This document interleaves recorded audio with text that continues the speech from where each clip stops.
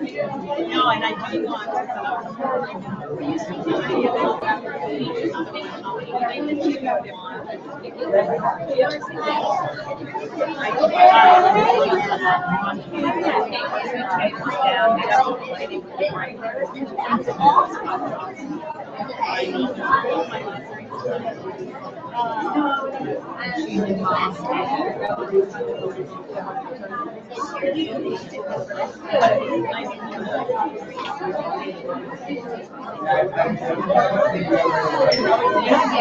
I just said why not?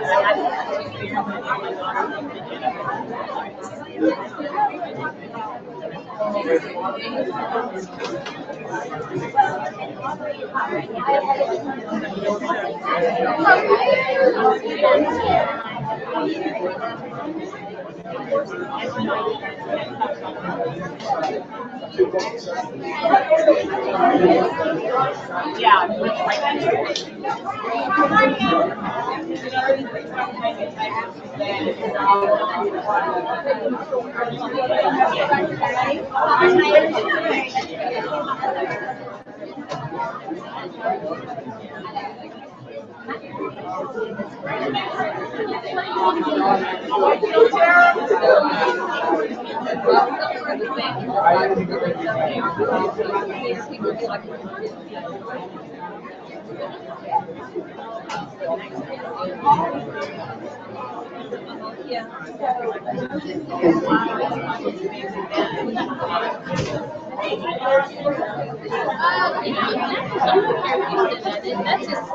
Good morning. Good morning.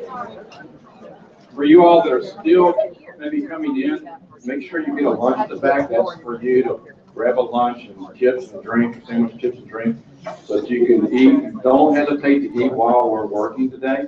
That's what this is about. It's a trick. It's called a working lunch. Listen, this is absolutely fantastic to have this many people show up and attend this summit from 11 o'clock on. And we should be out here by 1, but it's fantastic to have this many folks show up. So thank you for doing that. There are some great things happening in Huntsville ISD, in Huntsville, Texas, and in Walker County. Now, this is really a showing of that, and I want to tell you how much I appreciate it. You're going to have an opportunity today to do several things, and that is we're going to ask for your responses to several questions. And our facilitator will take that and show you how that works. So we have a large group. So this is an opportunity also for you to report out at your tables at times. So you'll have an opportunity to talk in this summit. Of course, with this many people, it's very difficult for every single person to have a say-so as far as talking. So there are also later on in October, in the last week of October, there's an opportunity called focus groups, where you'll be able to speak to our facilitator on a more individualized basis and more in a group setting. So I want to make sure that you know that's coming, and they'll talk to you more about that also. But thank you for being here. And what I'd like to do is take this opportunity to let JT Langley of our school board welcome you to this event.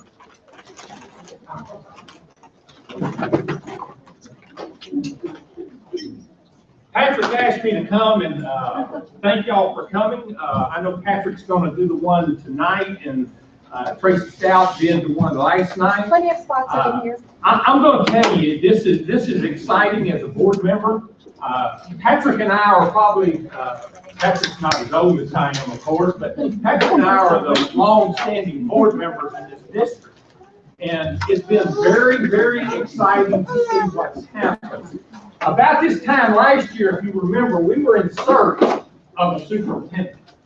We were in the process, and our board took a lot of feedback from individuals across this district, from comments like, stay within, go find us somebody that will turn this district around, go find us somebody that can fix Huntsville ISD. Being an old horny, it was hard for me to accept the word fix Huntsville ISD. It's very difficult. Because I'm a person that graduated in '69 as a Hornet, and I personally believe this is the best school district in the state of Texas. Of course, that's a personal opinion, and you may have a different one, and that's why we're having these summits to hear those opinions, to get those feedbacks. Because when we went into that process to hiring a superintendent, this gentleman here, Dr. Wright, was one of the applicants out of quite a few outstanding applicants. It was shocking as a board member that we had some great applicants that wanted to move to Huntsville, Texas, and be our superintendent. So still, we don't overpay. There's a lot more higher paying districts in the state of Texas. But when we got down to the process, and this, I want to share this with you because this has been an amazing process for me. When we got down to the process of interviewing Dr. Wright, you know, one of the things that always comes up when you got this, of course, you can't look at this facility. Our maintenance people did a great job turning this into a meeting room over the summer course. We've got a great maintenance staff. We've got a great staff and employees in this district. But when you look across this district and you tour it, you see a lot of wore out things happening in this district. Facilities, buildings, things that needed to be fixed. We're trying to improve some of it with some money that we've got in fund balance. We're trying to improve our transportation by keeping our buses, a newer bus for our kids. But amazingly, this gentleman really didn't want to talk about the next phase down the road, way down the road from this, and it's called a bond. He wasn't really wanting to even talk about that right now. What he wanted to talk about is what's happening inside the walls of this school district, inside the classrooms, inside the administration building, inside of what takes place. And when he talked to the board about this, we talked about what good people we have. We're just not going the right direction sometimes. We can't all get on the same path and go the right direction. It seems like we're going different directions, and when we come to an end of the road, we've got a lot of good questions, but no answers to the direction we needed to go. So that was his target on dealing with the board was, let's look at what your long-range plan about academics and things happening within the classes. And the board kind of looked at it and said, what long-range plan? You know, we've got plans, but that's individual plans thinking about where we're going. And this is what this is all about. And I'm amazed with Dr. Wright. His comment to the board was this: 3 years, 5 years, 10 years from now, we should have a plan in place and a direction in place that it doesn't matter who's sitting in that chair up there. Okay? We don't have to start over every time we replace the superintendent. Have a plan for this district so the kids will receive the best education possible in this district. And to me, that's been an amazing thought of a direction that we want to go. We're never going to have every kid in this school district attend Huntsville ISD. There's reasons for private schools. There's reasons for charter schools. There's reasons for everything. But let's fix this where nobody can say it's because of education. If they want their child someplace else, let's have them there, not because Huntsville is not educating right or we're not safe. Let's have it because they have got personal reasons themselves for having their child there. Let's try to fix this, and this is the point with these summits. We want you to help us with your ideas. We want you to help us down the road fix it so our kids, our grandkids, can have the best education and be proud to be a Hornet. And when they leave here, they become the kind of people we want them to be as far as jobs, leaders in communities, whether it's here or whatever. I don't know if y'all know this, but the person, they're moving all this Exxon stuff down in the Conroe, Woodlands area. The person that leads that whole thing is an ex-Hornet. And we got a lot of those folks out there in different jobs all over the country. We need to use those as examples of what being a Huntsville Hornet is all about. And I know there's some in here today that are ex-Hornets that are very successful. But we want to make this the best community and the best school district in the state of Texas. And I thank you for coming, and I know I probably talked too much, but You did a good job, that's buddy. just part of it. You did a good job. Thank you. We really appreciate it.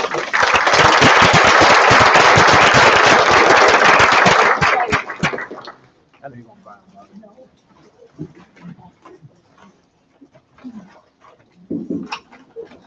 Thank you, Mr. Langley. So we have a couple of people here that are going to be working with us. Karen Permetti is going to be the person you see walking around, and probably several of us maybe moving microphones around. But our facilitator for this morning, this afternoon, is Dr. Steve Waddell, who will tell you a little bit about himself. We've known each other for quite some time as superintendents, and he is now retired and gone on to different things, and is sleeping well at night and doing all sorts of great things across the state. But I do want to introduce him to you so he can actually get this started. And Steve, here you go. Thanks, Dr. Rod. Appreciate it.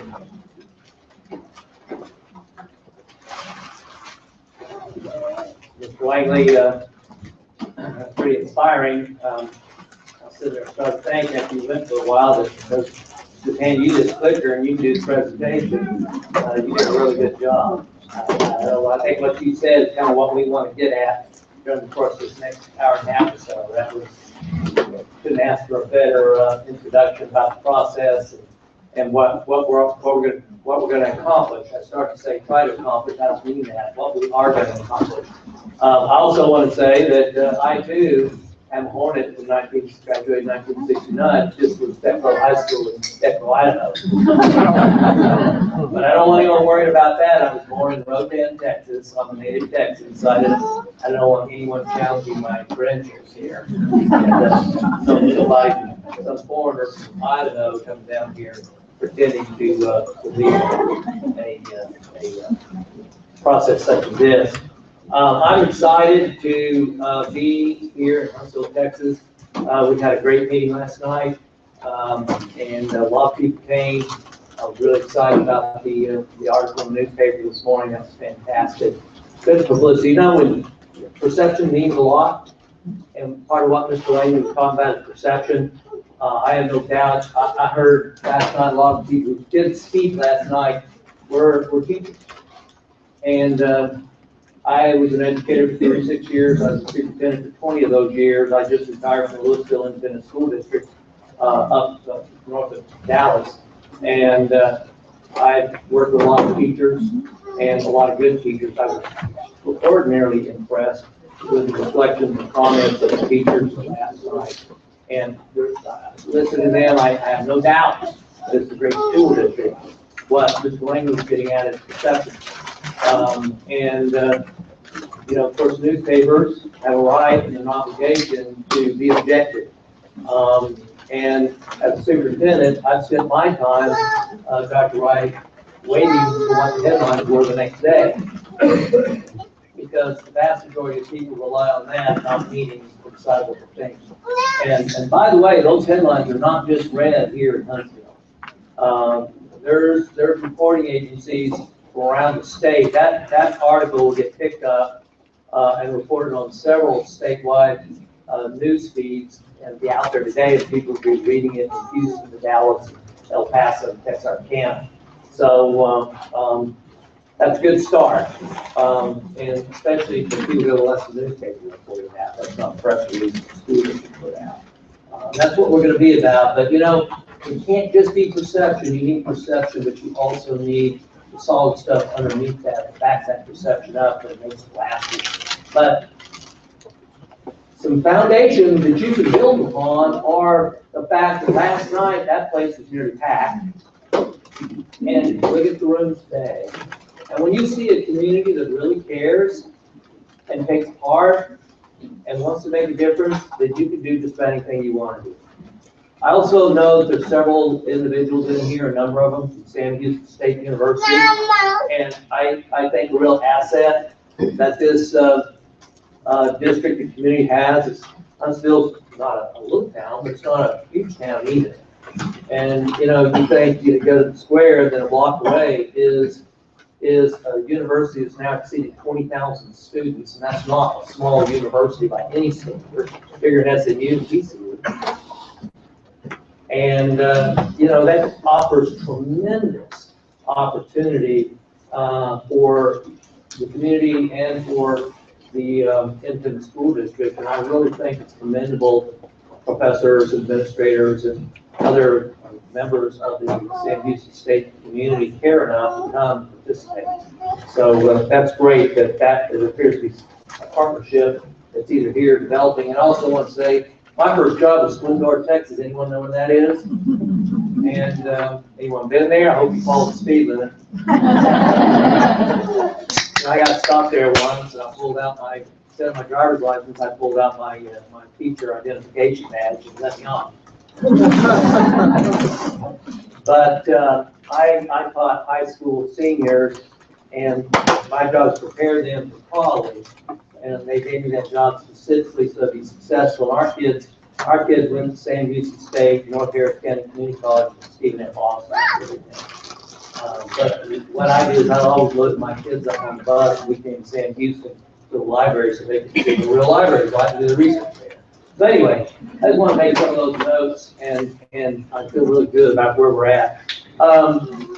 Here's our agenda, roughly what we're going to cover today, and we're going to move briskly, so somewhat briskly. We want to get the feedback today, but we also want to get you out on time.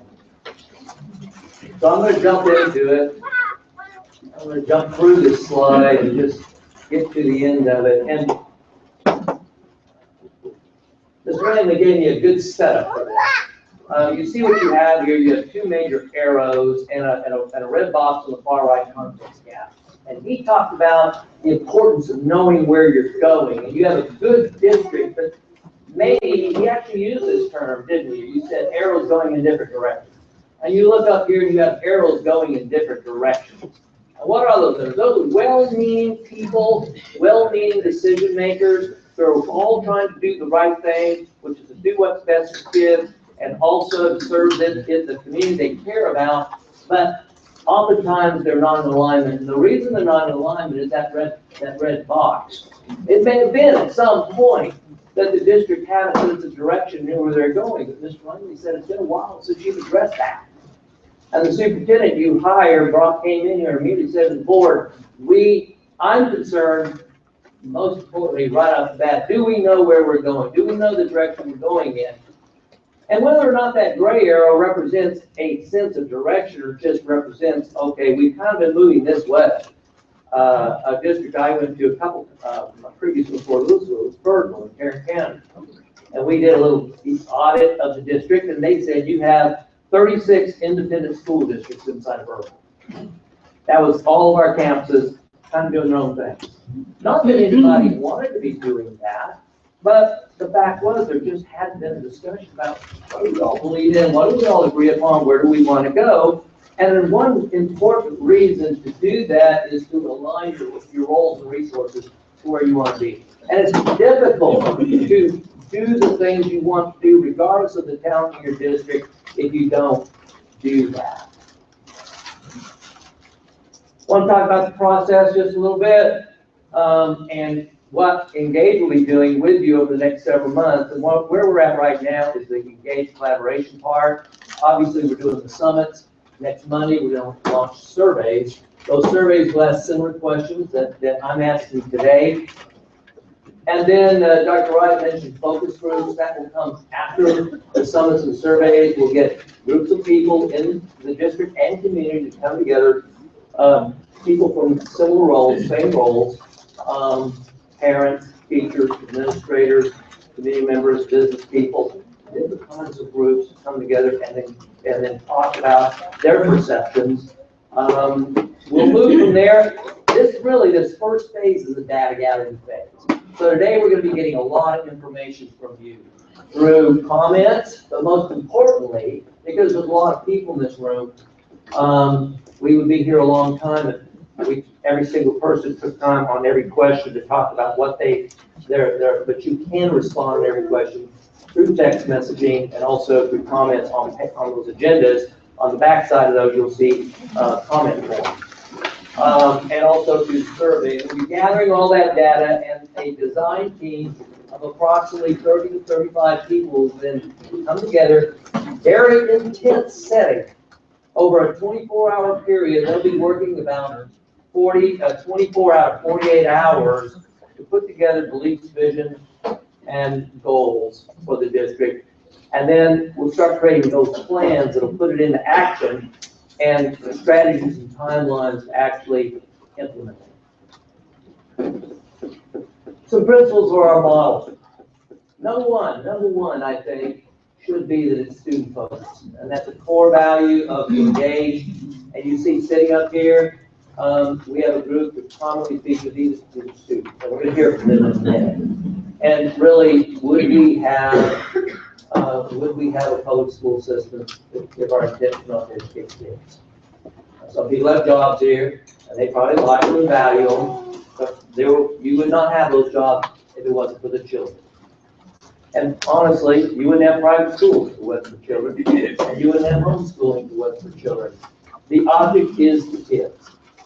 Our model, we want to be community-based, and we hope this represents that. We start with the community at large, and then we start narrowing it down, taking that data we got from our community meetings and surveys, and start turning it into something that's actionable.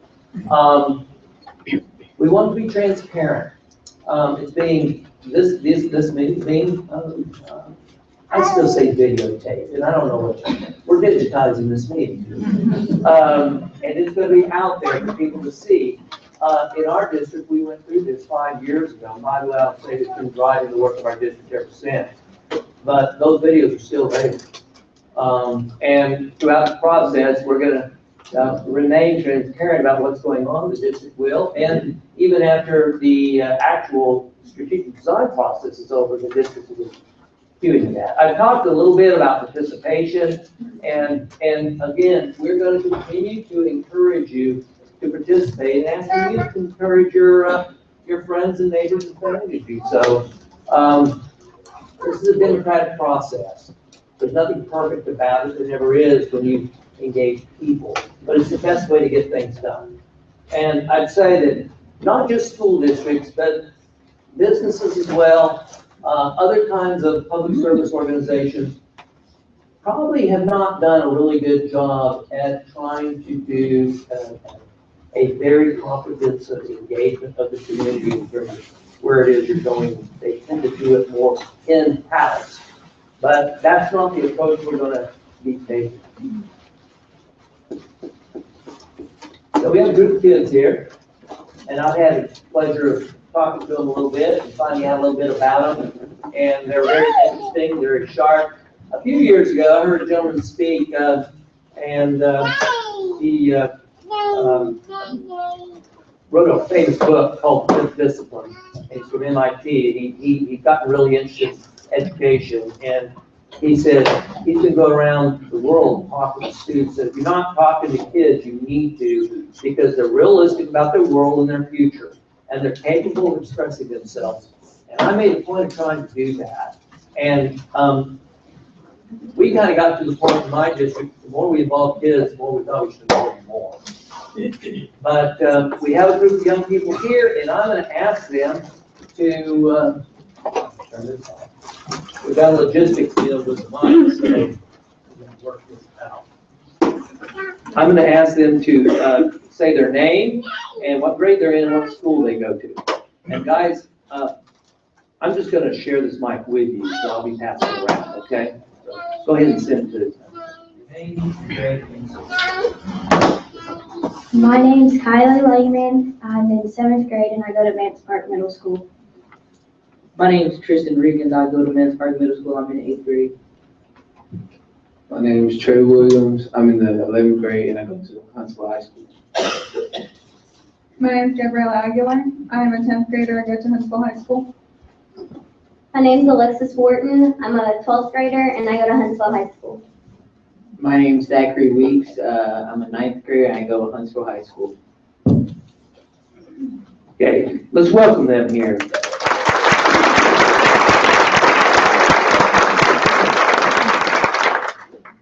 I asked them if they're nervous, and they said no. And they don't act like they are. It might be interesting to find out if there's anybody in this room who would like to get up here and sit at the table and have some stranger ask you questions from this group. So, all right, we're going to start. Our first question, and if you need to just crane your necks to see it, I think if we have the question, oh, you can sit over there. Okay, thank you. What are your hopes for your future, and what do you want to be able to be doing 10 years from now? 10 years from now, I want to get started on a job that I want to do and probably have a house and a car. In 10 years, I hope to have my physical therapist license and hopefully working at a hospital physical therapy clinic or an outpatient clinic. And a graduate of what school? At TCU. 10 years from now, I'm hoping to actually have my bachelor's degree in criminal justice from the college here, Sam Houston, and I hope to be a correctional officer. In 10 years, I'll probably find a job to do with sports medicine or sports management. In 10 years, I would like to be an engineer and be highly successful. In 10 years, I would want to go to UT and be able to play for softball for the UT. All right. Can you hear me in the back without a microphone? Okay. I used to be a high school and elementary principal, so I think I still have the lungs. All right. Great job, you guys. The next question is, would you describe what would be happening in the classroom in your ideal school? If you can decide what to do every day in school to prepare for the future that you just said that you wanted, what would you be doing in that classroom? I would want to be able to spend some time on my core classes, but for my electives, I would just want to have softball and just have sports to do instead of gardening. Which is focused on our goal, isn't she? I would like to learn the basic skills needed for the career that you wanted to have in the future. I like the idea of like a flipped classroom where you learn the lesson at home, but you do the homework in school. I think that's cool.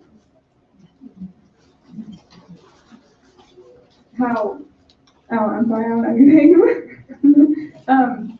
Talking about how there's going to be like everything's being digitalized, like textbooks and However everything. you see it.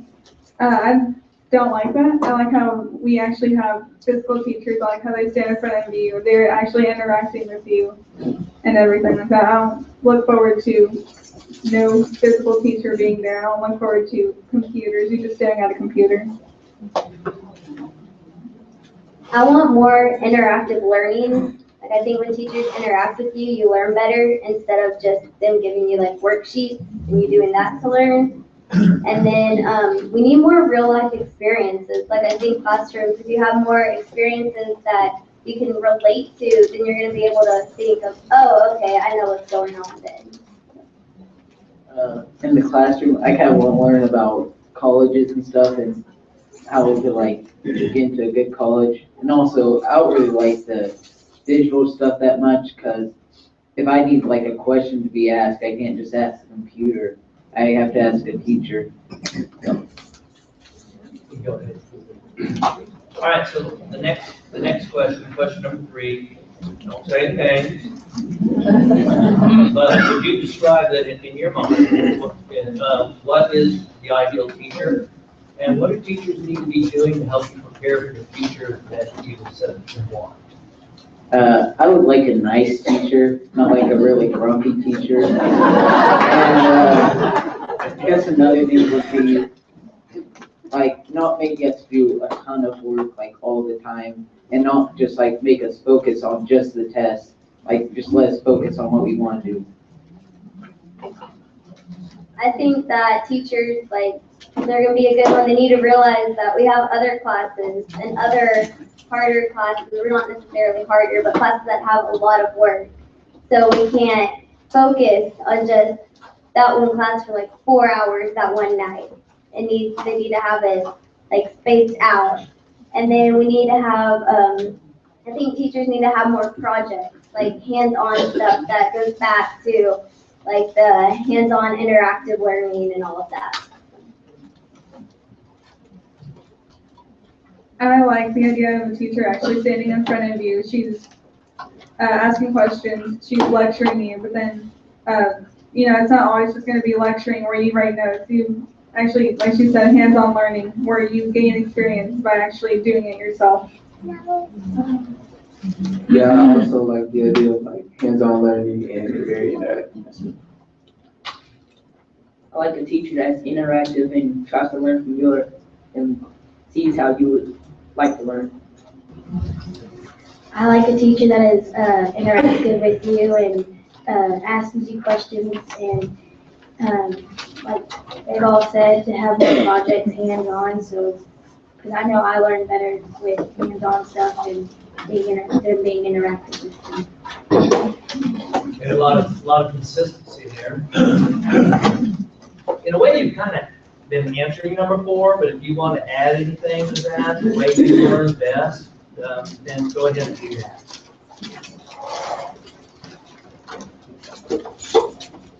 When a teacher doesn't just sit down and tell you to read a slide or something, they interact with you. I don't really like when you just take notes the whole class period like every day. Probably like other stuff.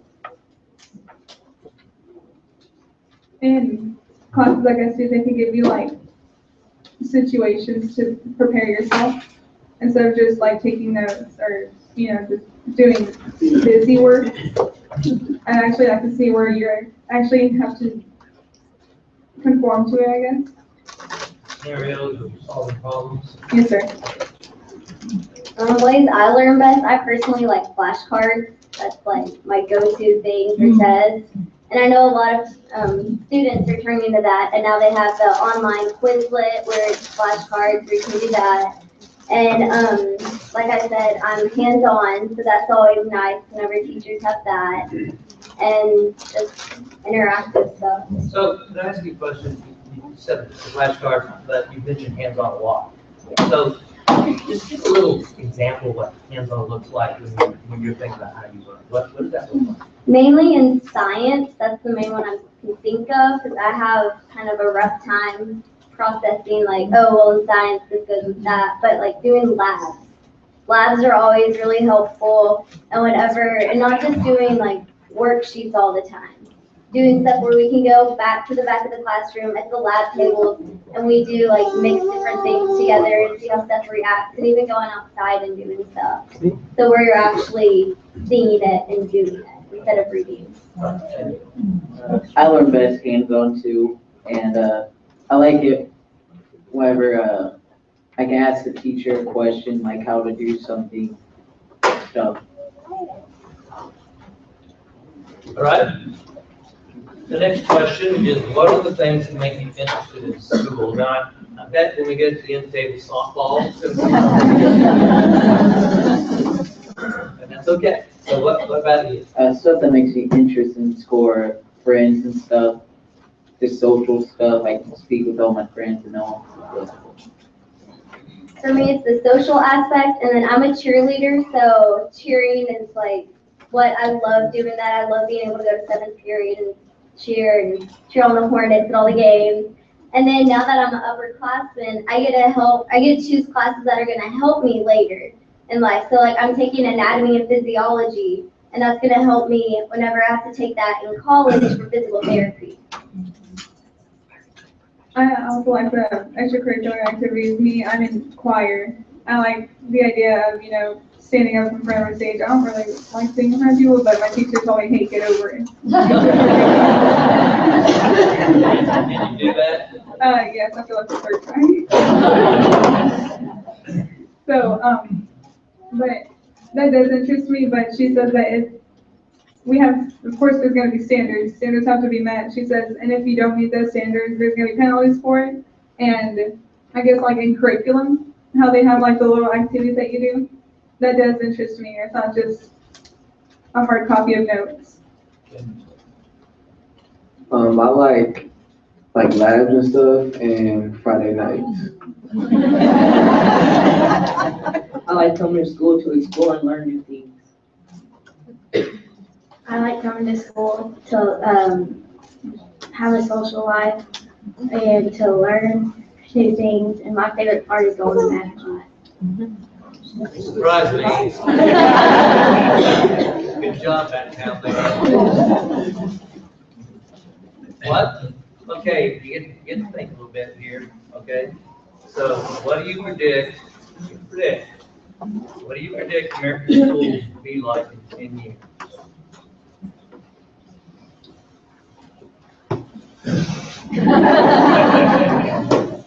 They will be more advanced. Okay, I'm not letting you off the hook. Can you give any elaboration of what you mean by advanced? There will be more ways to connect to the students and hear from their learning point and see what they want to learn about and see what they want to do in the future. I think it would be more digital, the Chromebooks and stuff would be more, yeah. Hold on. I think it's gonna be, like he said, more digital, and there's gonna be more online classes, which is how dual credit government is at the high school. You just take the class online, and then there's a teacher in there just to like facilitate around. So I think that's how it's gonna be in 10 years. Does that work for you? Yes, it is. I like it. I think it's going to be more digital too. And at some point, like teachers are going to be teaching on the computer and stuff.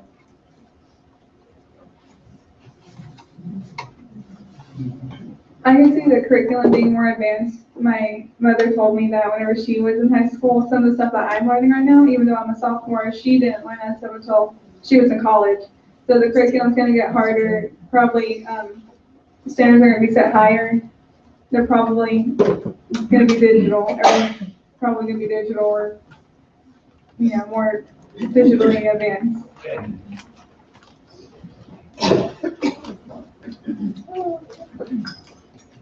I also think it will be more digital. I know last year that like stuff that you did in 3rd grade moved up to 4th grade, and stuff you did in 5th grade or 6th grade moved down to 5th grade. So I know the curriculum changed last year, and I think it's going to keep changing. And it's going to get more like things you should learn in 9th grade you can learn in 8th grade and things like that.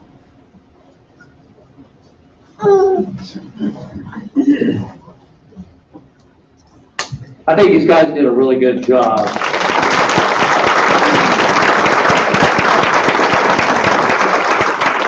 I really appreciate you coming, and they were pretty upset at first because they had to leave school to come over here. But thank you for coming, appreciate it, and not sure what schedule they put you on. You haven't had a chance to eat yet, have you?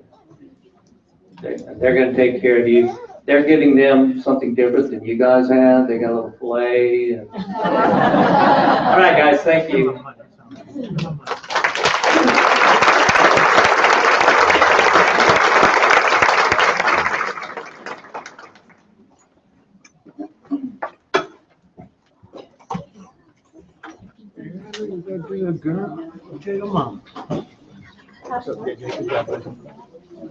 I tell you, for me, that's a lot of fun. And the hardest thing about leaving the superintendency is losing contact with the kids. For you teachers that are out there, I'm telling you, if you haven't retired yet, that's the thing you're going to struggle with the most. After you've been doing it for nearly 40 years, you somewhere along the way, it just becomes clear to you that being with young people every day is a joy. And they just unceasingly delightful. I hope you don't mind that little editorial. I found it really interesting what the young lady said, that her mother said to her, that what she is learning this year as a sophomore, her mother didn't learn until college. And I immediately thought of the presentation I did to the Realtors Association there in my district. And I just gave them samples of the, I think it might have been the tax test at the time. It might have been the STAR. And what the kids were learning in 3rd grade and 5th grade, and just sample questions. Most of them were math. And I could see the color and the realtor faces radiating from their face. And, you know, they did not want to have to answer those questions. They didn't want to be made to answer those questions. I think the rigor of the curriculum has changed a lot, and that was interesting. You should point that out. So, you're going to get a chance to do a little thinking, and we're going to begin with, I think, maybe the most important question that we have to ask. We started with the students, and this question is about the students. But even though it says the highest hopes for your graduates, and you can think in that terms, that is what we're really here for. I want to encourage you to also think in terms of your own self. How many parents are in the room? And how many grandparents? And how many people have children in school right now? Okay, so nearly everybody. So I think the important thing, my view is on this question, it's not just, yes, we're here for Huntsville ISD, and we all have a stake in it as members of the community. But the most important thing for you is your individual child. And so as you answer this question and talk about it, I'm asking you to think, what's the highest hopes and dreams for your child? What do you want for them? These young men and women talk about what they wanted to be, and they have sincere hopes. And you can hear it from them. They are hopeful, and they want their hopes to be realized. When it comes to being a parent or a grandparent, no parent has ever looked at their child for the first moment, right after they're born, and said, I have average hopes for you. So I want you to take this really seriously, and what we're going to do is, you're sitting around the tables for a reason. I want you to take a few minutes to talk with your table mates about your highest hopes for your graduates and what you hope will result from the time in school. Remember, we got these kids to talk 10 years out. And that's not easy to do, especially for maybe middle school, but they are able to do that. But they're really, what happens to them in school is actually what determines what happens to them over their lifetime. So, and I still remember the names of every one of my elementary teachers. Every one. So, talk to your neighbors about this, and then we're going to get your feedback. And here's what we're going to do. I'm going to give you some instructions. Get yourself. Who has a cell phone in here? Anybody? Hold your cell phone up. I should have. Who doesn't have one? But I won't. And so here's the instructions for texting your feedback. Type 22333. That's who you send it to. And then in the dialog box, type engage to learn. And that'll connect you to poll everywhere. 2233 is who you type it to. And then in the dialog box, engage to learn. That will open it up, and you'll see the question, and then you can respond there, and then we will be able to, we're going to capture this for later, but also you'll be able to see the responses online. If you don't want to do this, or can, then the response sheet's on the back of the agenda, and you can write on there. But we want to begin with a conversation at your table. So start talking about this, and then I will stop you in a few minutes, and we'll have a microphone in the middle room. Permitting has a microphone. And those of you who wish to share your responses out loud to the group, then we're going to want several people to do that. Then we'll give you time for that. So, okay, begin.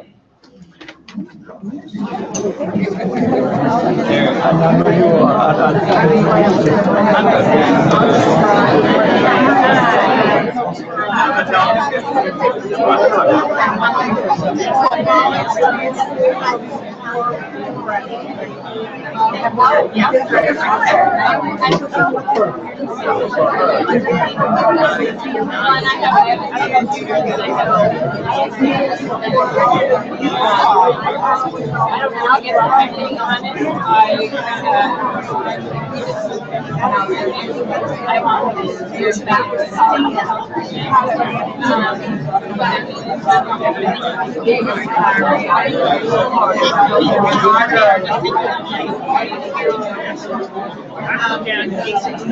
Whatever. So often, once or twice, not every town has the thought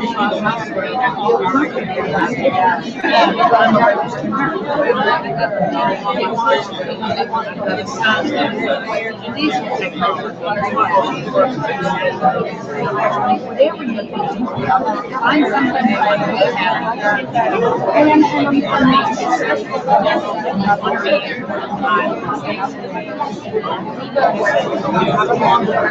Not just here now. And that's the time I think we do that.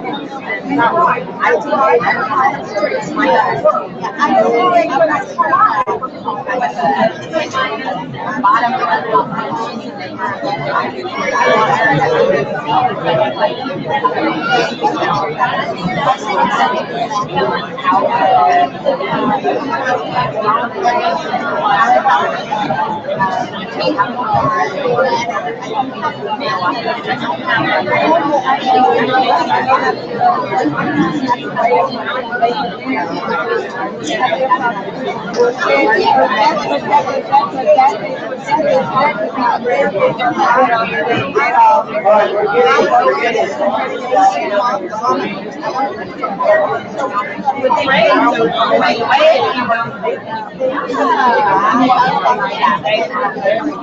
why we're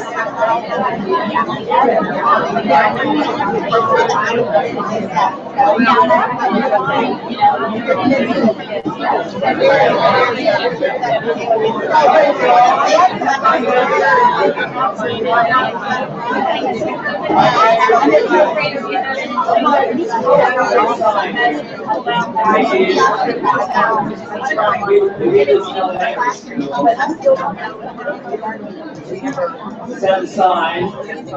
Thank you. I have a problem with this. I'm gonna bring some kids down from school over here. Show you how to do that.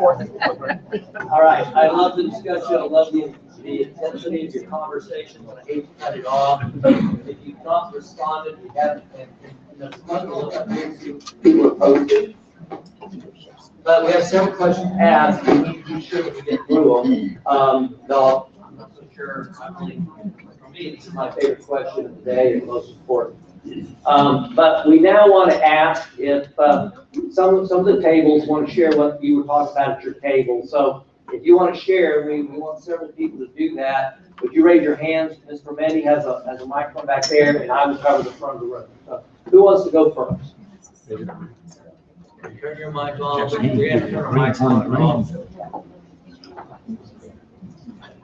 Thank you. Our table had a really neat discussion because we have two moms of really young children and a mother of children in high school. I think both in high school, or almost in high school. And they are, she said, we've got these kids that we're trying to get prepped for college, and we want them to have those opportunities and the ability to go to college. And then we have kids that are not going to college, and we need to help them be successful as well post high school. And I think we've gotten into this mindset that if you're not going to college, that's unsuccessful, and we need to teach our kids that there are great life skills and job skills, and you can go into an awesome career and be prepared for that coming out of high school, not going into college. And so I just think we really, really need to find those kids and help them be successful as well, because they can be just as successful and find something they love and be good at it and be able to be self-supportive members of society. But I think they get forgotten a lot, and we kind of talked about that. So. Okay, who else? Got another hand. Our table basically spoke about the same things, but we also talked about not just being self-sufficient for themselves in the here and now, but look long-term for the future, for retirement. People are having to work longer. Some people have come out of retirement to be able to have to work because they can't provide for themselves otherwise. So we looked at that as well. We talked about the trade schools, the technical skills as well, and to be successful in whatever field they choose, but to also go into a field they really enjoy, because if you don't, you won't be successful in it. Don't do it for someone else, do it for yourself. Thank you.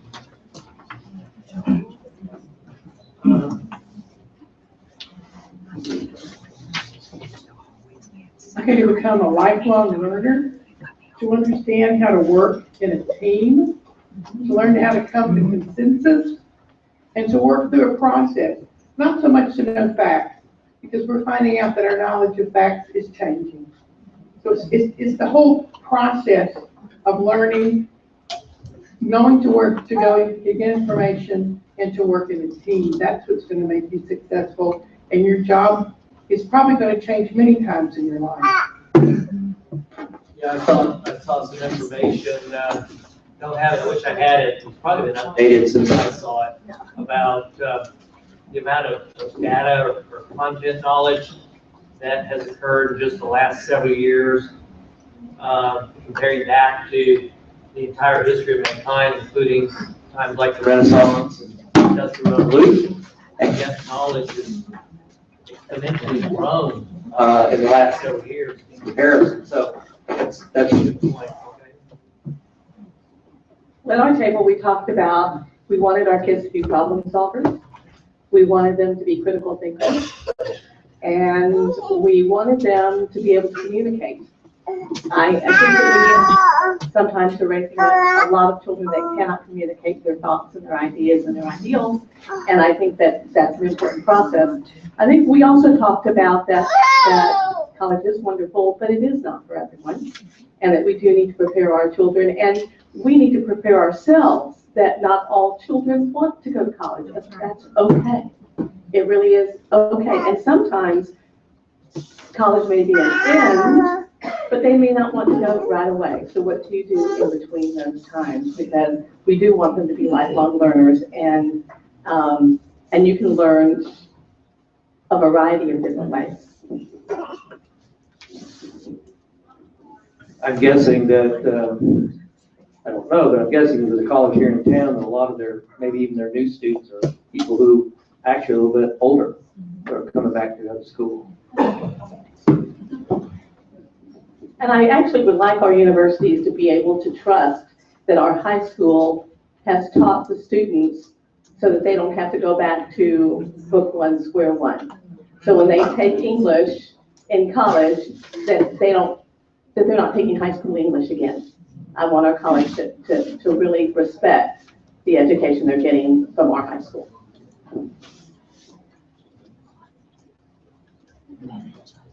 We talked at our table about students being prepared, not only being prepared for college, but being prepared when they get to college and what that means, and understanding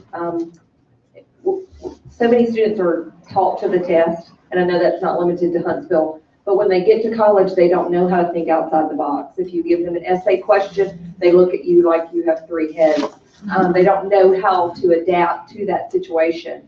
And so to me, that I think we are so focused on getting them to college that we forget that once they get there, there's a large learning gap as to our expectations at a university as to what they should do. I teach a writing English course for freshmen, and I can tell you, it's quite scary sometimes, and that's not just for Huntsville, but just in general, what they will put down on paper. And so, like I said, it's sometimes challenging because you want to help them, but you spend part of the class going back and doing remedial work that at some point they should have gotten. So I think that's what's scary. We're teaching them how to address an envelope. I taught a freshman 6 months ago how to put his name on an envelope. He had never addressed an envelope.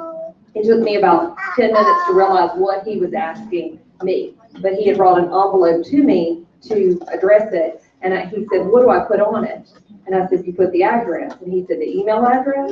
And I thought, oh boy, wow, we're going to need to take way a step back. But to me, that was an eye-opener. I thought he was asking this, and we came down. Again, that's not isolated to Huntsville, but I think it's important that we address that it's just, I think as the state of Texas looks at education, we have to focus on that as well, that they have to be prepared, because our straight A students going into college often have the hardest time because they don't know how to study. My B and C students in high school do better than my straight A students because they've never had to study. And they think they could do that in high school, and they think it's going to work. And they don't realize till October and November when they're failing that they don't know how to study.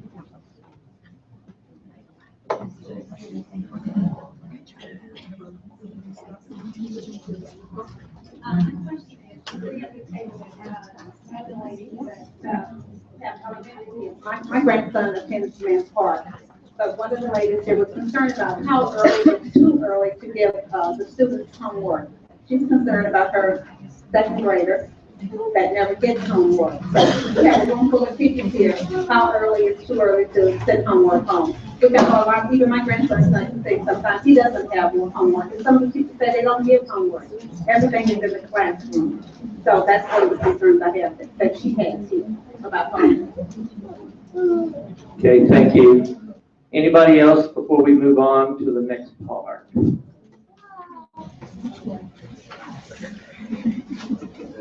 Okay. Okay,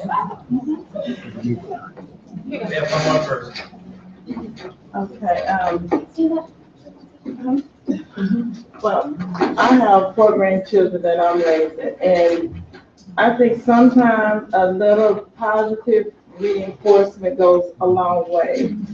And I looked at a video, and it was like from the schoolyard to the prison yard. And it focused on if there would have been just a little positive reinforcement with that child, maybe to speak to them, talk to them, to see what was going on, the underlying cause, versus throwing them in one of the detention classes. And it was saying that all they was doing was sending them negative vibes, that they were a bad person, that they was not going to do anything, giving them a negative image. And it was really an eye-opener. And I expect more from my child, I don't know about the next one, but not to be going from the schoolyard to the prison yard. I expect them to be successful. So sometime just take a little time. I know you got an agenda that you have to fill, but sometimes just a little positive enforcement, a little encouragement, just to show that someone cares, because you don't know what type of environment. I know you're not parents, but sometimes that's the only little enforcement, that reinforcement that the child gets, is the interaction with the teacher. Okay, thank you. Thank you for your comments, both the ones that you shared in the open as well as what you've been posting on the screen. And by the way, I'll remind you again, I just want to say, those of you who are writing on the paper responses, when you get up, please leave those on the table. We'll gather those at the left. A couple of quotes here, one from Stephen Covey. You may be familiar with him. He works with corporations and looking at organizational effectiveness, and talk about beginning with the end in mind. We've all heard that phrase before. When we talk about that word at the beginning of our presentation, it's kind of hard to get. Then Yogi Berra maybe said it better, and kind of interesting is that the week he passed away, I thought about that, because we're talking about him, and he left us a lot of his his very homespun and funny wisdom. If you don't know where you're going, you might wind up someplace else. And, you know, sometimes you can say, that just makes too much sense. But that's really what we're about, beginning with the end in mind. Here's an older schoolhouse in a communities all over the United States built buildings like this. They're first buildings for public education. Sometimes we forget public education has not been here forever. It started around the turn of the 20th century, and those buildings were erected around the country. You have one just right across the street over here. The original Huntsville High School looks a lot like this. And if you think about that, that school, when it was erected, and students from Huntsville, the original Hornets, first walked in that building, what was it like back then? What was education like? We heard the young lady again talk about how curriculum has changed. What else has changed? Has the purpose of education changed in the last 100 years, and has the context of that changed? And we want to show a little video that kind of discusses this question.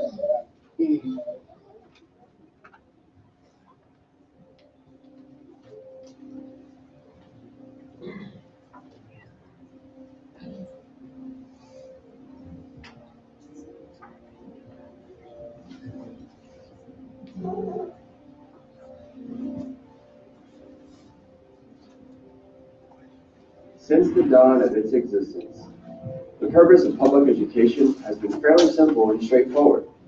We want our kids to grow up to be happy, healthy, productive members of society.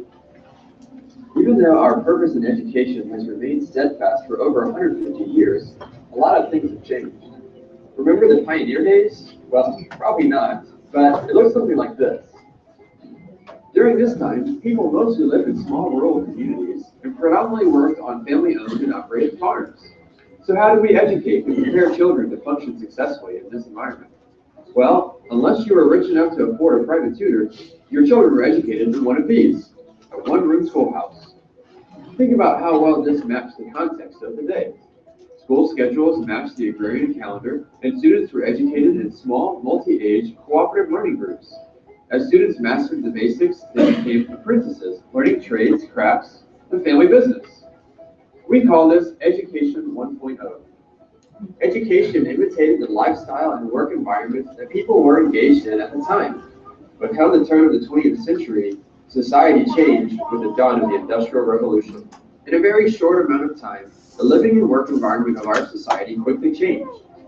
People began to flock to major urban epicenters where jobs and commerce were widely available. New inventions and modes of transportation meant the rapid expansion of our economy.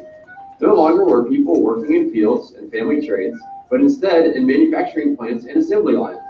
So what did we do to prepare young people to meet the needs of the day? We created an industrial model of schooling, Education 2.0. If most people worked in this environment, then it made sense that we teach them in this one. In order for students to be successful in the industrial age, they needed to learn how to master repetitive tasks and how to do solitary work in a group setting. They needed to learn how to work in allotted segments of time and how to follow instructions from a manager who valued the quantity of work produced. It was an efficient model that perfectly met the needs of society. Everyone was expected to learn in the same place, at the same time, at the same rate, and in the same way. Today we find ourselves in a time very different than the days of the Industrial Revolution. The context of society, and in turn education, has rapidly changed. Most of us don't work in factories or on assembly lines, and yet our classrooms still look like this. Things are changing, and changing fast. Technology is advancing so fast that in just a few short years from now, we'll probably be laughing about how archaic smartphones were, the same way that we laugh about 8-track players and VCRs. There is little about our world that resembles the world of Education 2.0. And as great as technological advances are, it may not be enough to put a laptop or tablet in front of every student and continue to teach them as if we were preparing them for an assembly line. After all, a vast majority of employers surveyed identified collaboration, creativity, communication, and critical thinking as very important skills. Unfortunately, only about 1/4 of job seekers were rated as excellent in the skills employers believe are most important. Perhaps it's time we ask ourselves if Education 2.0 still prepares young people to be happy, healthy, productive members of society. The context of our society is rapidly changing, but the purpose of education remains the same as it's always been. Today, our job is to educate young people to be successful in the 21st century, because it may not be too long from now that your morning commute looks more like this.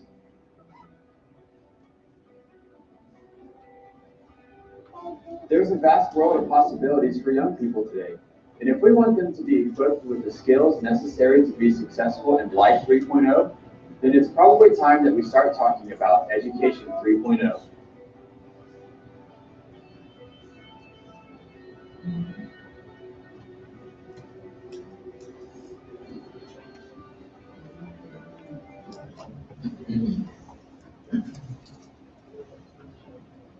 So, we heard the kids talk a little bit about the impact of technology on them, and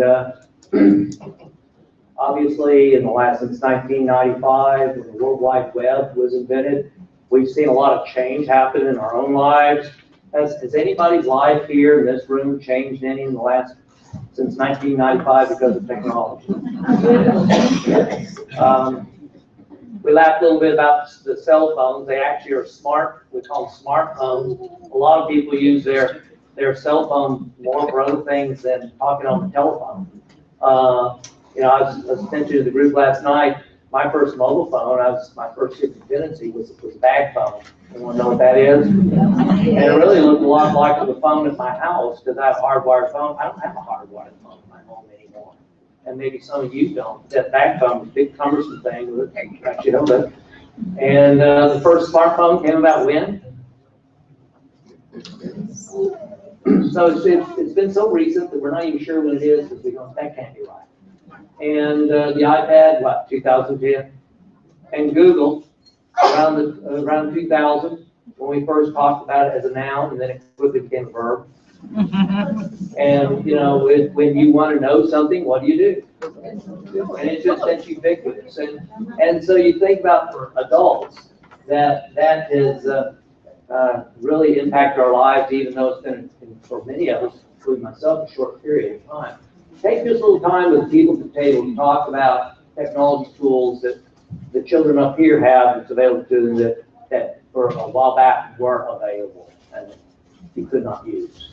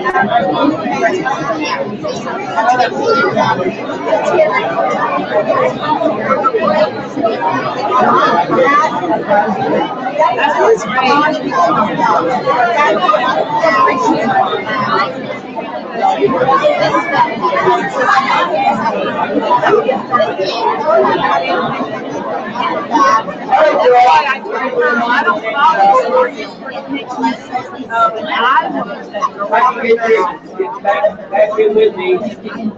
I do love to hear you all discussing so fervently. And we got into a good short discussion here about the Dewey Decimal System and card catalogs. So, anybody remember a card catalog? So, I want to talk briefly about this, just real quick, the concept of the digital native and the digital migrant or immigrant. And probably I would argue that everybody in this room, and there's people in here really know how to use technology. But I'm just looking around the room, and yes, there's young people in here. I wouldn't say there's not, of course there is. But I would say that everybody in here is probably a digital immigrant. Even at this table, we had a senior, and then we had a seventh grader. And I would argue that the senior is likely not a digital native. Even though she has been born inside, now we've had about 3 graduating classes born inside the lifespan of the World Wide Web. I've seen differences in my schools between the older kids and the younger kids in terms of their acceptance of technology and the use of technology. I asked some seniors 2 or 3 years ago to show me how they use a graphic calculator, and as if they had one in their hand and they did this. And I went a few days later to some 8th graders and said, show me how to use a graphic calculator, and they did this. And you just think about that change in the way the interaction of the brain and hand. So, and that nativity is going to continue to accelerate. I think elementary teachers in this room and parents of young children have seen a big difference in terms of how they view technology versus what we might see in secondary levels. A little bit of data and just some things that people have said, and some of this is older, but just think, even though it was said in those years, the change has only accelerated since they made those companies. Now there's still about entrepreneurs. The great Peter Drucker of MIT said that in the 21st century, everybody's going to be their own chief executive officer. So what does that mean? And what are the traits, if he's right, what are the traits that when I was growing up, certainly that wasn't the case. There was only going to be one chief executive officer, everybody else worked for him. So if that's true, then what skills and traits do our kids need? We just loaded this slide up. It's a 2015 report, and these are the top 25 jobs for this decade. So if you can see them, scan through those, look at them, and see what you think.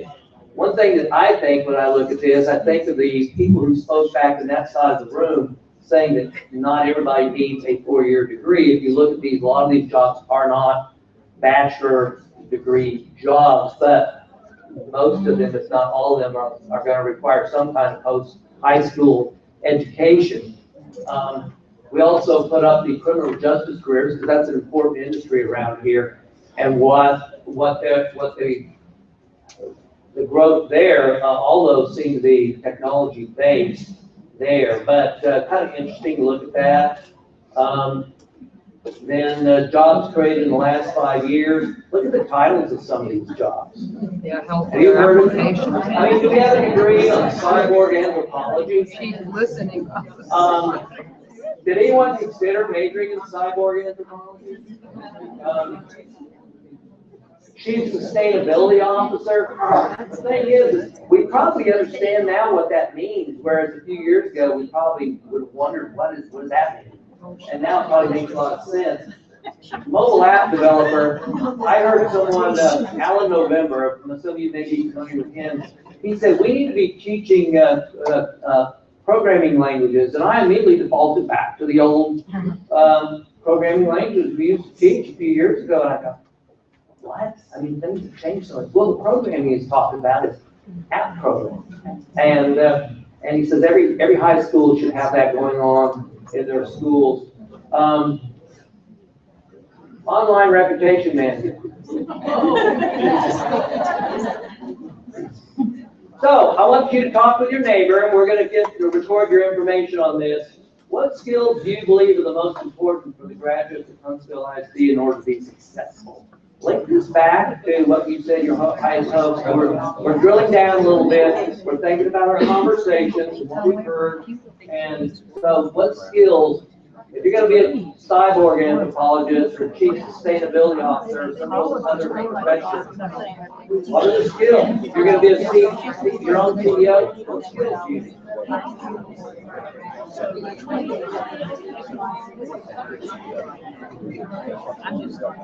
I love my character.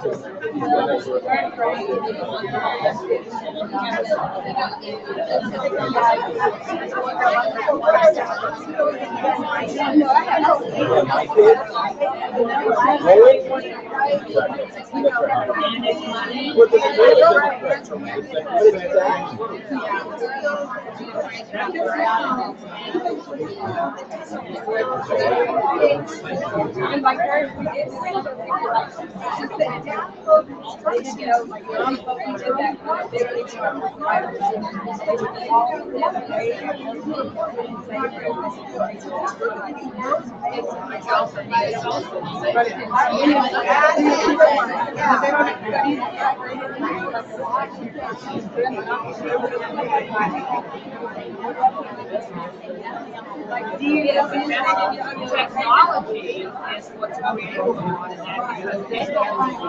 instead of going volunteering with this and the other, they're volunteering.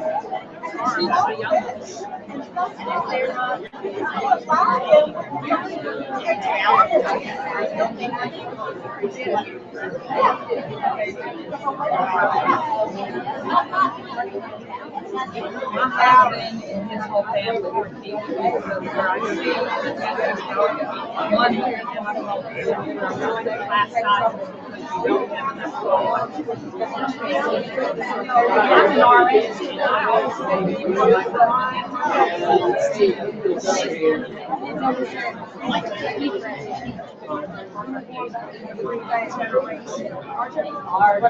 You've not been judging your responses. Go ahead and do that, please.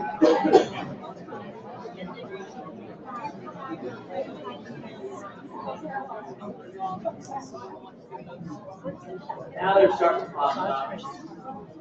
All right, we're going to ask for some volunteers to share what your table was talking about. We had some great feedback on the last question. So who wants to go first? Somebody raise their hand. We need right here. Right here. Lady in. I think I can yell loud enough. I think it's impossible to teach them all the facts and the information that they need, but I think what we need to teach them is how to both find information and evaluate that information. Yeah, I guess that's always been something that's needed, regardless of where it comes from, but even more so now that you have the proliferation on the internet, for sure. Okay, thank you. Who else? Right over here.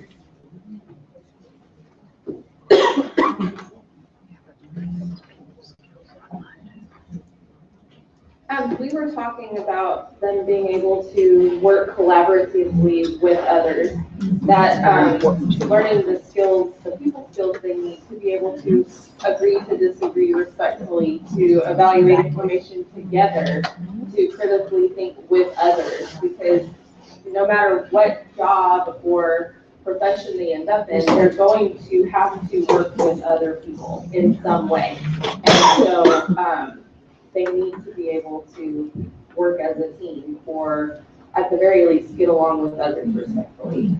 Okay, thank you. Thank you. Who else?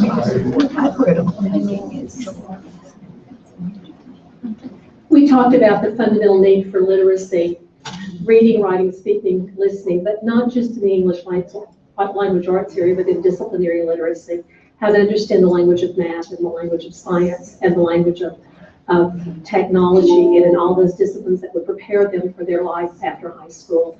But without fundamental basic literacy, you can't do any of the other things. That's a really good point, and I think the problem that a lot of kids have that struggle in math is they don't know that vocabulary. So excellent point. Who else? Anybody else?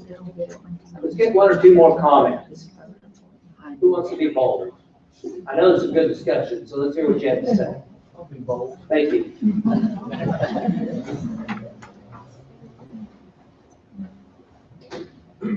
I have about 600 employees, and so I hire a lot of folks. Basic skills that we learned in civics, how to address an envelope, how to dress our attire for an interview, how to prepare a resume. Our socialization skill occurred in the sandbox, playground, Little League ballpark, dance floor.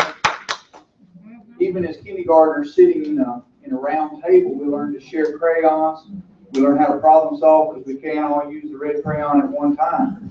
The kids just got done talking about they want more hands-on, more interaction, and yet we're pursuing and pushing technology. So to me, we're already going in two opposite directions. I interview a lot of people, and it is downright sad how our young people approach a job interview with flip-flops, holy shoes, crap in their face, and they're just going to be a good employee. I'm just going to be great. I'm going to do a great job for you. We got to put more emphasis on social skills, and it touches base with what a lot of people are saying. The communication and interaction, that problem solving, dealing in the terms of reality. You had said something about a scientific experiment where you asked people to show you how they would handle a calculator. I do the same thing. I teach core values in some of our in-service training. And I asked by a show of hands, who can tell me what Susan B. Anthony did and what productive accomplishment she did for our country? And I have some guy in the back say, ain't she on the face of a coin? And then I say, by show of hands, who knows who Kim Kardashian is? And all the hands go up. That's core values of our country and society, and that's where it starts. It starts with the home. Amen. And then the teachers need to compliment that. Anybody else? You got someone behind you.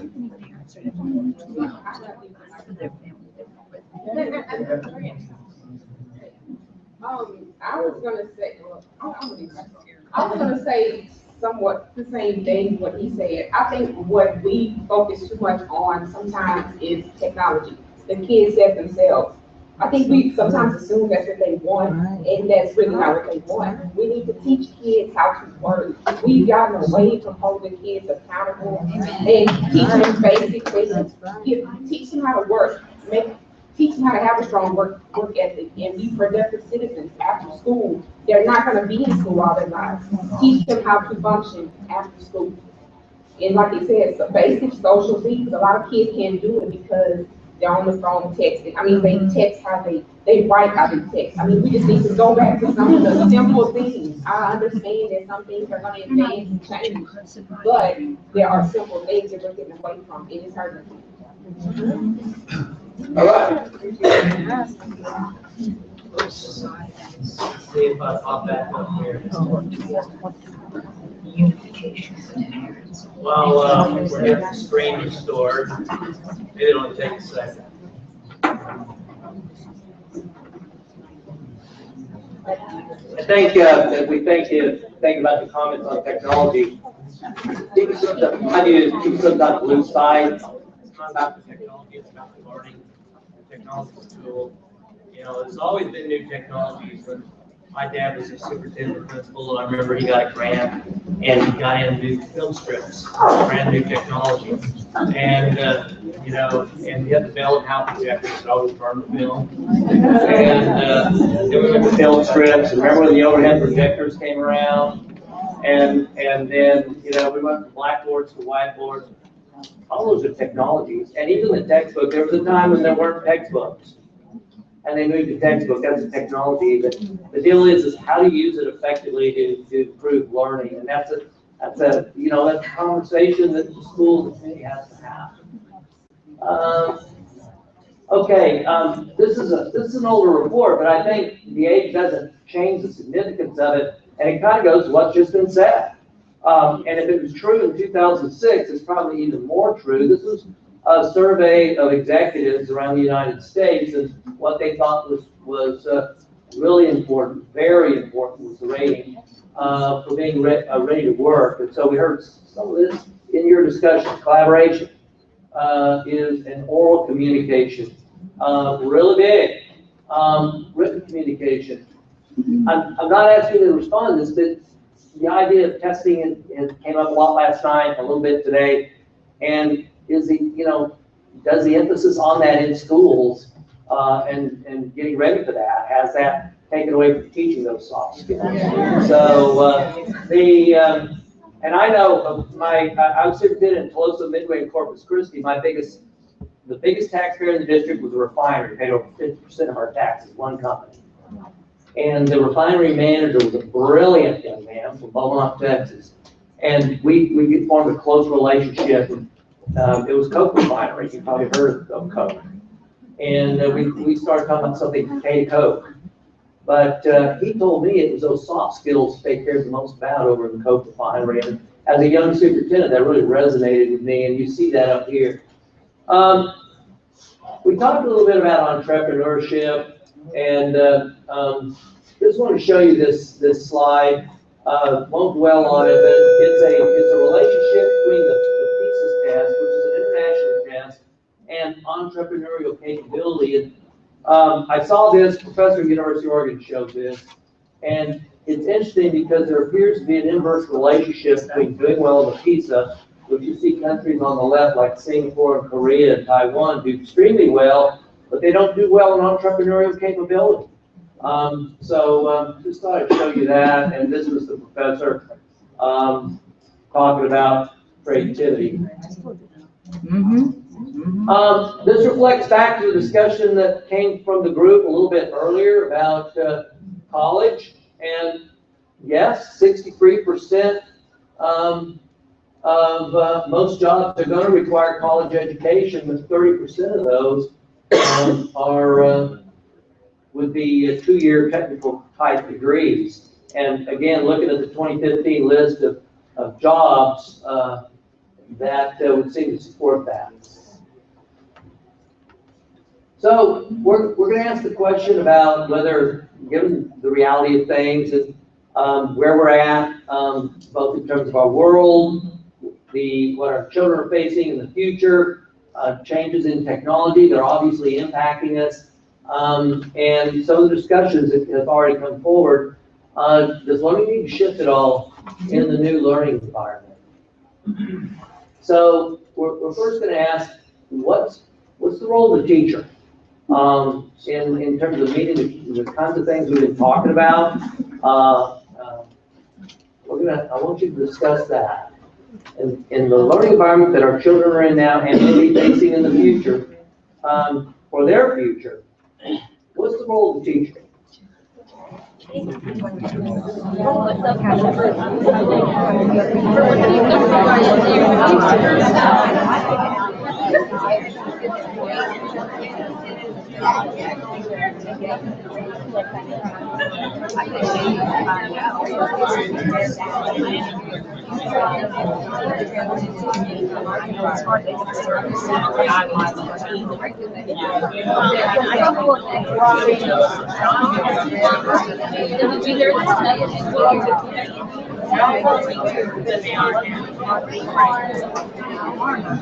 We're gonna circle back around, I'm sorry. I mean, you still have to teach the basics, but you don't have to go over here to have to excel.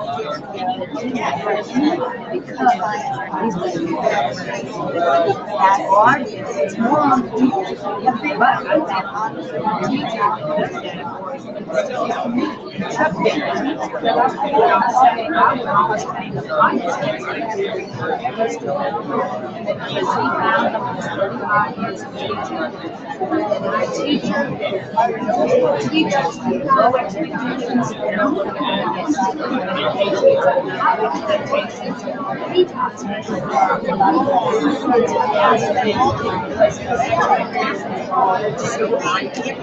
whatever you place in everybody is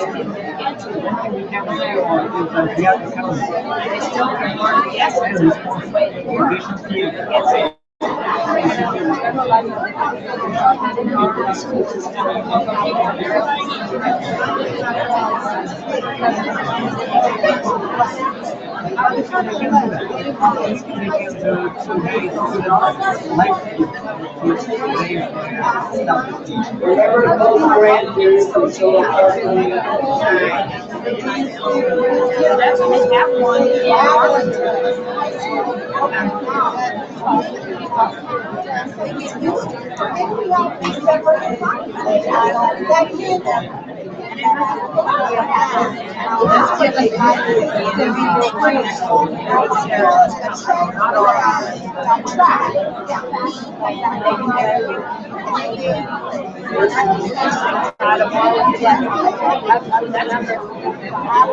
my dad was from my daughter. That's what they do. They are more than I have teachers for this. I tell them when you're driving, you should drive very carefully. People are going to work and actually children, especially when they're so long. They learn more about what they see.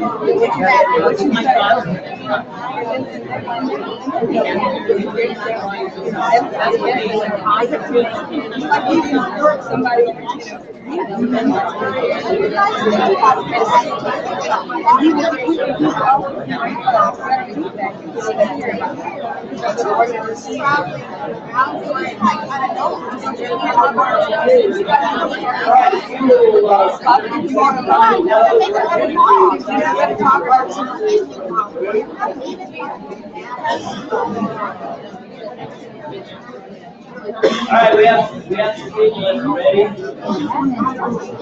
Oh, you are. Okay, thank you. All right, thank you. Thank you. Be sure to post your thoughts. And I thought she was ready to speak, but she was just helping us get people focused. Okay, who wants to speak? Okay, let me walk over to you. Okay, I guess I can. Yeah. Okay, I think from what the students said up there, they need somebody to be a mentor to them. We have so many kids in the classroom that it's hard for teachers to get around and mentor every single student. And a lot of times, there's somebody quiet sitting there that gets left behind because there's nobody to guide them. And it's an untapped source. We really need to have attention, personal attention, and guidance for kids. So teachers have to be more mentors. I don't know how to do that, like I said, with the large class sizes, but it is important. All right, thank you. I'm an engaged learning coach for the district, and I have the privilege of being in a classroom today and yesterday helping out a teacher integrate some technology. She has 24 students in her class, and she really wanted to give the kids an opportunity to present on their poem. They were doing elements of poetry. It was very important to this teacher that the students be able to talk about it, not just write it on a piece of paper. The problem is with the way the pacing goes, we have to go so fast. It wouldn't be possible to give every single child the opportunity to stand up in front of the class and do that. So yesterday and today, all of the students got to choose the medium that they wanted to use, whether it was a video editing software, a slideshow, Animoto, anything. And Ruth and I, Ruth is the other engaged learning coach for secondary level, we were in there, and just kind of guiding them on where they should go. And I got to work with 2 6th grade students in particular who decided they wanted to edit a video. Now they told me they'd never done this before. With 1 day to go, I was very nervous introducing them to it, but I opened it up on the computer, turned my back to answer a question from another student, came back around, and they had taken off. And they were putting all of their slides in, they were recording, they were telling their elements of the poem, they were writing the captions down at the bottom so that way all the other students could read it while the presentation was going. And then they saved the file in their Google Drive, and then later the teacher could put it on her website. She could put it on another medium, Google Classroom, and then all the students can go in and watch the presentation. So with the limited amount of time they had, the teacher facilitated this learning environment and let them choose their medium, and then just let them take it away. And then later, the kids can go in and look at these presentations on their own time and see it. But every kid got that opportunity because of this ability to integrate this kind of technology. So that was really neat. Thank you. Who else would like to share?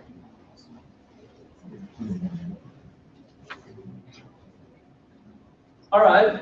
Well, then keep posting your answers if you've not done so. And when I first began, I showed you the slide about the arrows, and the arrow going in one direction, then as you establish direction, the other one in that context gap. What I may not have said that this is something organizations have to face all the time because you have limited resources. You probably heard someone say at some point, we only have so much time, or I don't have enough time, or where's the money? And those questions will never go away. Last time I checked, I have a watch I actually have a watch. There's 24 hours. This watch measures 24 hours and 7 days a week. It's finite resource, and so is the money. So as you try new things and do new things, or demands change, whatever that demand is, it puts a strain on the resources. How do you make decisions about that? And one thing you have to consider, once you've established your direction as a district and community, you can make decisions based on that direction about the things that you maybe did that you don't need to do anymore. So let me back up here. Okay. So I want you to talk just a moment on things that we call it strategic abandonment. Given the reality, given what we're facing, what really matters, what do we need to stop doing in schools?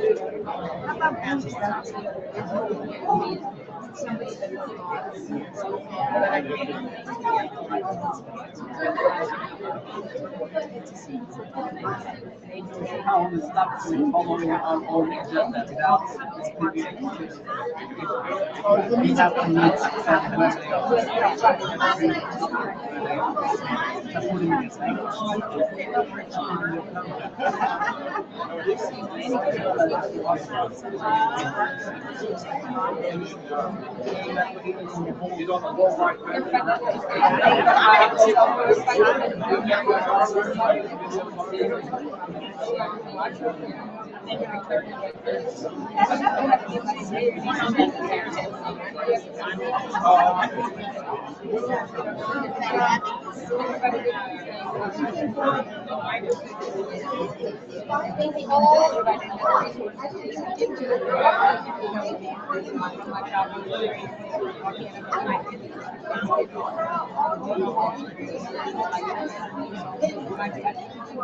right, you want to be sure to be texting your responses up here.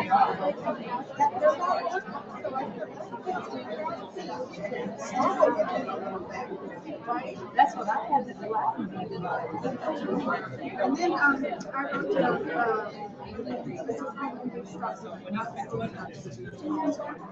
Be sure to take your responses. We have an interesting response to the first one. And if I can have my helpers help me with the group, and we'll start getting some comments from the audience. So who would like to volunteer with their table of discussion?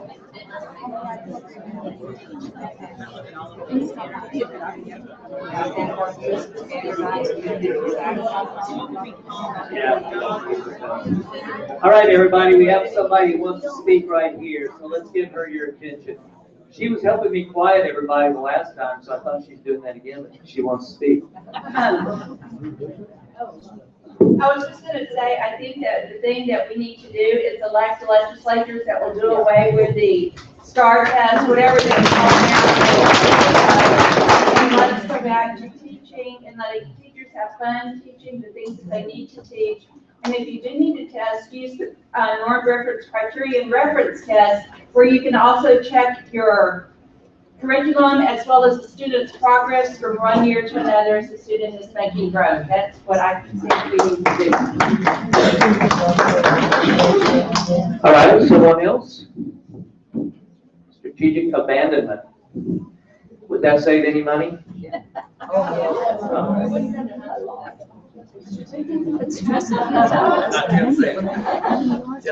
I think there's probably, Dr. Wright and others may want to cover their ears, but there are some parents in this district who have never allowed their children to take a standardized exam. I keep mine home on those days.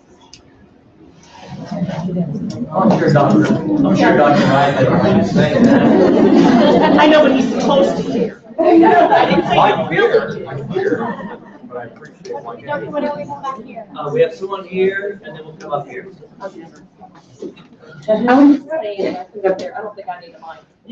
Yeah. Okay, sorry. I think just to go back to the basics, we were talking amongst ourselves, I'm embarrassed sometimes my second grader comes home and wants to work a math problem, and I try to help her, and she corrects me and tells me that's not how the teacher taught her. Amen. And, it's funny, between her father and myself, we have 6 degrees, and I can't do second grade math because it's not a common core. So I know if we struggle, I know that a lot of first generation students, things like that, are struggling. And so it's how do we teach our kids just to go back to the basics? My second grader still can't write effectively. She still misspells words, and I'm trying to correct her, and she's like, Mom, it's okay. The teacher says, as long as I can pronounce it, that's okay. And I have I don't know that, I have a second grader, and I don't know if that's, but fundamentally for me as an educator, that's not okay. And I want her to read, and I want her to write. And so I think that's what we struggle with, and I put it up there, is going back to the basics, as he talked about civics, writing, literacy, just the basics. I think we're trying to overteach, and we're missing the forest for the trees on some of our things. Okay, one thing that we talked about, the very first thing we said was to stop teaching to the test. And at the university, I have a lot of feedback.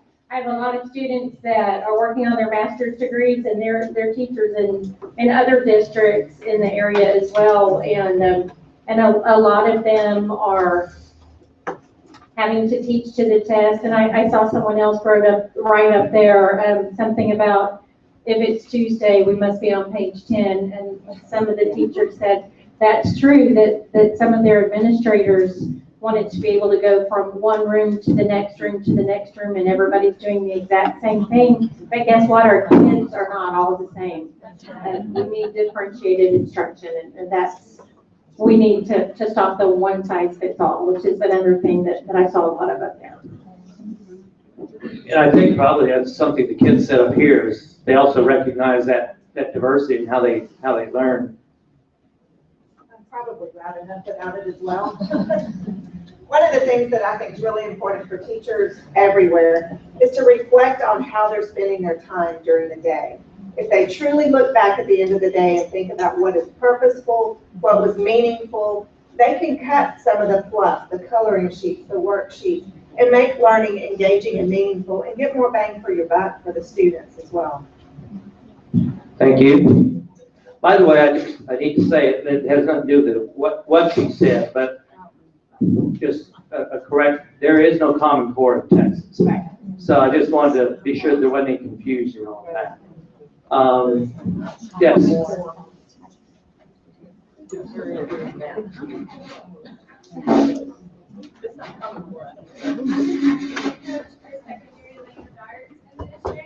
And I'm sitting by an elementary language arts coach, and we were just talking as we were hearing what people were sharing, how you were saying that we need to get back to the basics of literacy, and we need to stop teaching to the test, and that just made me excited because one thing that we are already starting to stop doing in this district is isolated spelling tests, and the perception of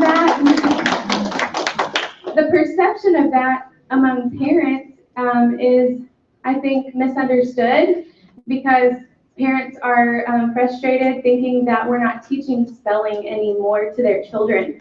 But what we found is that by teaching just to a spelling test, kids were memorizing certain words, but they weren't able to transfer the spelling rules over into their writing or other words that even had the same spelling rule. So I know that we've worked really hard as coaches, and Danielle Sandman has worked with the elementary teachers a lot to kind of get the spelling instruction to be within the context of students' writing. So do you want to explain that? I was just we were talking here with a parent who had that same perception, and I've been visiting this week on one of the campuses about spelling, and what can that look like? How can we assess them differently? And having teachers are on board with it, but I think we really need to spread that word across our community that it's not that we're not teaching spelling, it's about the accountability of how we're holding kids accountable because we didn't see it transfer into their writing. And that's what the ultimate goal is, and helping our teachers understand the difference between words that we're wanting them to be able to read versus words that we're asking them to be able to spell and be accountable for those. And the ultimate goal is for them to be able to do that correctly in their writing. So we are looking at things differently, and we're asking our kids to be able to actually apply those skills at a much higher level. So it's not about getting away from teaching it, it's about how we're holding them accountable for it. All right, everybody. Great discussion. And we're going to move to the next question. So, here it is right here. I asked the kids to think a little bit. A similar question is, what does the school need to look like to support new roles, time, organization, tools? These are examples. You can think of other things. So what does school need to look like to support new roles? We have the comment about time. So do some thoughts on that with your neighbor and then post your ideas on that. We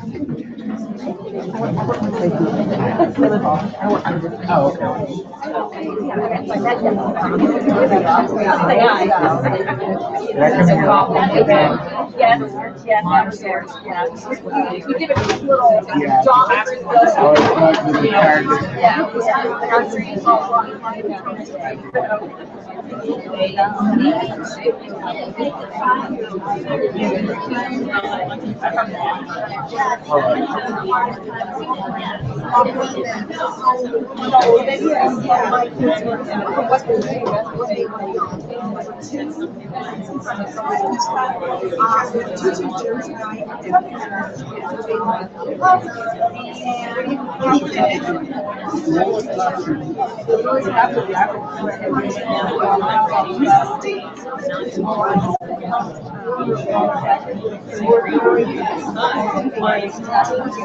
And this is one of them, kind of like we're doing this, and then this is Robert's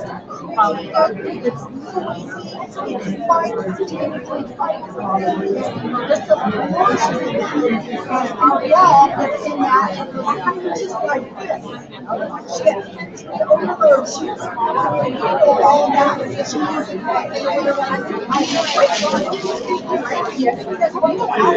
All right, thank you. Thank you very much.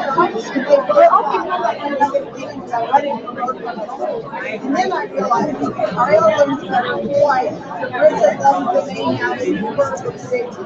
And we want to figure out some more kids, you know, it's not good for others. They can't handle it. They can't do it all the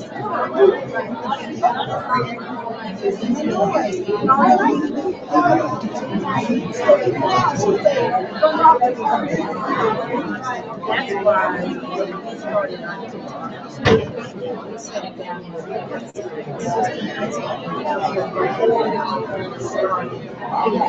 we asked them, please, this is this child, this is this child, this is this child. And they were executing as administrators what to do. And they're trying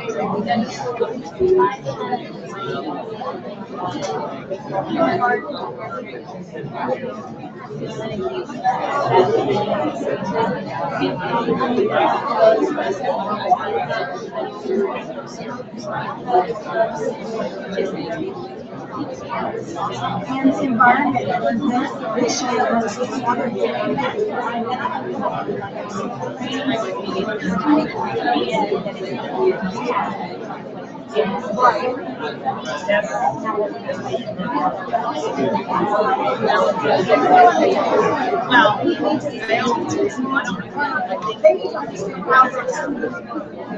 All right, folks.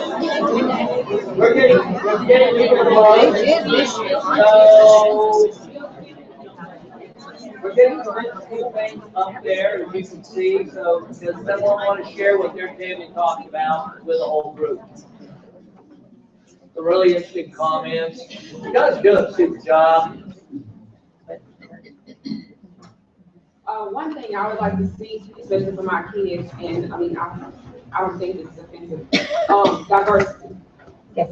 As a minority, you don't know how important that is for our kids to see successful people. I see that coach, that counselor, that teacher, they look like me. I want to be like them. We need more diversity. We have to, not just African Americans, Hispanics, every there. Kids need to see that. Okay, and if you could not hear her up here, she said we need to see more diversity. The kids need to see that. Anybody else want to share?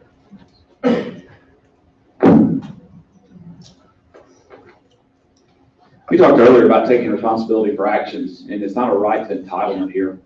But I think as parents, we need to put discipline back in schools. We need to back our teachers. We need a school board that backs us and an administration that backs us. When we have disciplinary actions in the schoolroom, that's taken away from my child's learning. So I'm here to back my child and back the school district. I'll tell every teacher of my parents or of my kids, I'm your biggest fan. I will support you. I don't send my child to school to learn every day. That's an aid in them learning. They come home and I facilitate that learning with them. I don't send my child to church to learn about God. I show them at home. So it's a world, it's all around. It's not a one-stop shop. So we need to restore discipline to give the teachers the power to teach. Anybody else? We have two right here. We need to have a PTA, and we need to put parents back in schools. Parents need to be back in schools. And So like, we need PTA and parents back in schools. I had an interesting and unique experience this year with having 3 of my grandchildren at different schools. We were able to work issues out, but one thing that happened that was absolutely beautiful, is that before school started, we made an appointment with the principal, the assistant principal, and the counselor. And we discussed our learning needs of our children and some of the medical problems they have, special needs issues they have. And one of the kindergarten teachers sent home a questionnaire to us, is how does your child learn? What kind of environment do they learn best in? All three of these kids want to go and live with their teachers. They love them so much. And it has been the best experience we've ever had. So I encourage families to do that as well. I know it's hard for administration to take that time, but it's valuable if you can answer that kind of questionnaire ahead of time. I don't know if that's what I'm. I would say that one thing we need to think about is how we spend our time in school, maybe rethink how time is spent and spend more time on student engagement, students actually actively learning with one another, collaborating, because those are the skills that they will take with them as they go on in life, wherever they may go. Thank you.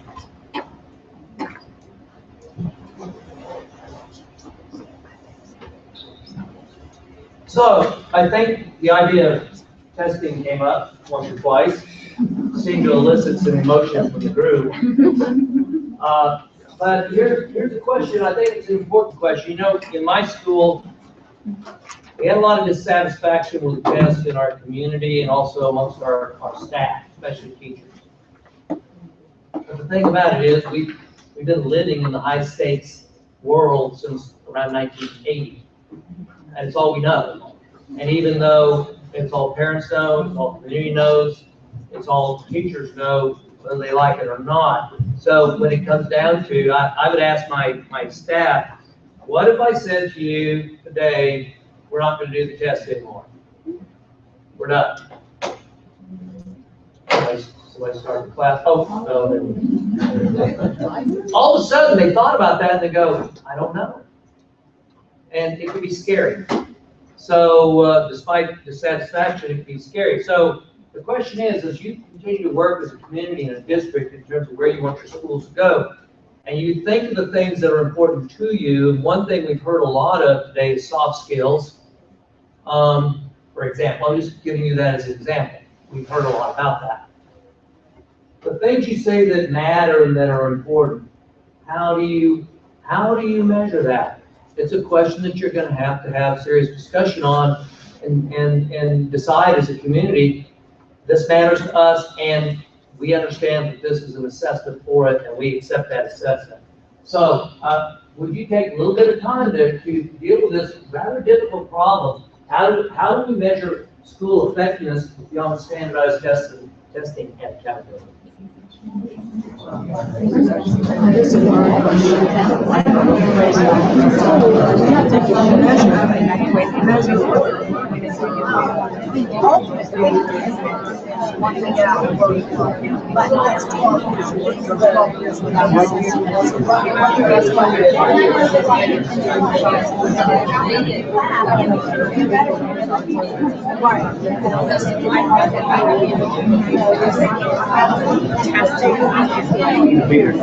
I was. So next question.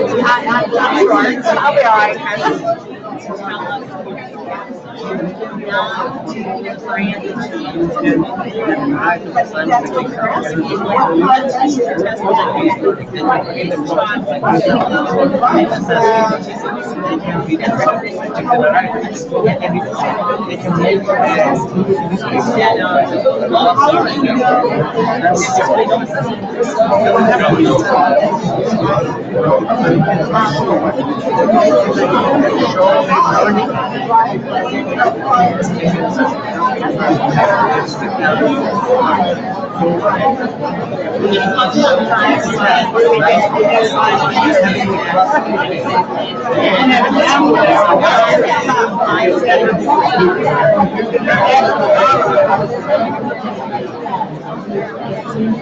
It's a Huntsville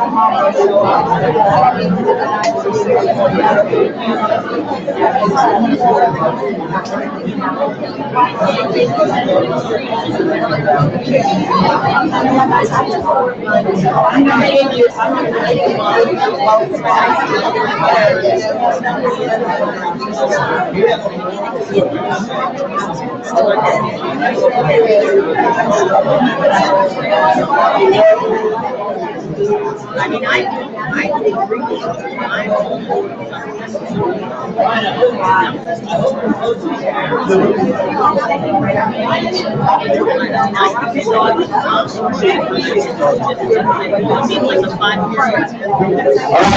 ISD, because I'm really interested to hear what you have to say about this.